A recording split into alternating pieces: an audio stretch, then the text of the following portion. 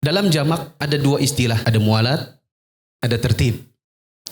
Mualat artinya berkesinambungan. Zuhur langsung asar, maghrib langsung isya.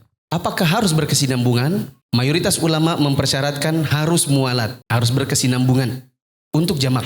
Artinya kalau ada orang niatnya jamak zuhur dengan asar, tapi dipisah dengan sesuatu yang panjang, maka dia tidak dianggap jamak. Seperti belanja, makan.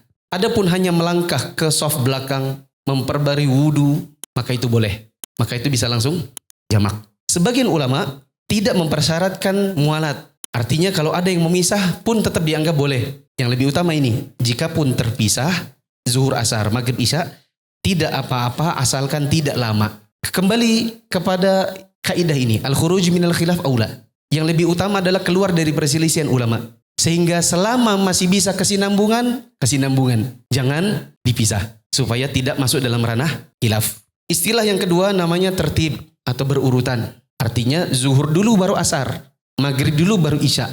Bukan asar dulu baru zuhur, isya dulu baru maghrib. Saya beri catatan, meskipun mampir di masjid yang akan sholat asar, maka tetap zuhur dulu. Meskipun mampir di masjid yang akan sholat isya, kita tetap maghrib dulu. Apakah harus berurutan? Di sini disebutkan, mayoritas ulama dipersyaratkan tertib. Berarti harus zuhur dulu baru asar. Konsekuensinya kalau ada yang asar dulu baru zuhur, maka setelah zuhur ini harus asar ulang. Menurut mayoritas ulama dipersyaratkan tertib. Artinya kalau ada orang isya dulu baru maghrib, maka setelah maghrib ini isya lagi. Kecuali betul-betul tidak tahu. Atau dalam kasus orang kelupaan sholat. Sebagian ulama ada yang mengatakan tertib itu cuma sunnah saja, bukan syarat. Berarti kalaupun ada yang isya dulu baru maghrib, zuhur dulu baru isya, nggak apa-apa. Terus yang mana yang kita pilih? Yang ini tadi.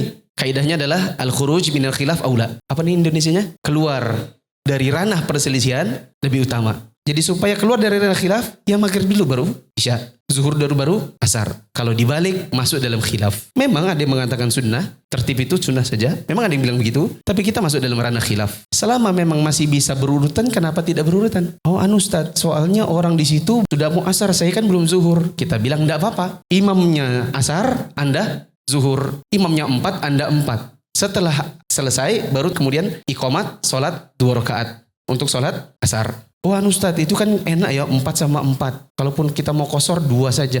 Ini masalahnya maghrib sama isya. Imamnya isya, saya mau maghrib. Imamnya 4, sayanya 3. Maka jawabannya ada beberapa alternatif. Yang semuanya boleh. Ikuti di rakaat 1, berarti nanti ketika dia bangkit rakaat keempat, Anda duduk saja, lalu kemudian boleh memilih. Mau salam sendiri atau menunggu imam, boleh. Yang lebih utama, nunggu imam. Alternatif 2, ikut rakaat 3. Jadi dia 3, 4, lalu dia salam, sementara kita 1, 2, lalu kita nambah 1, rakaat 3. Alternatif yang lain, ikut dia di rakaat 2. Dia 2, kita 1. Dia 3, kita 2. Dia 4, kita 3. Dia salam, kita salam.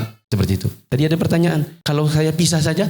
Jawabannya, kita kehilangan pahala jamaah. Seperti itu.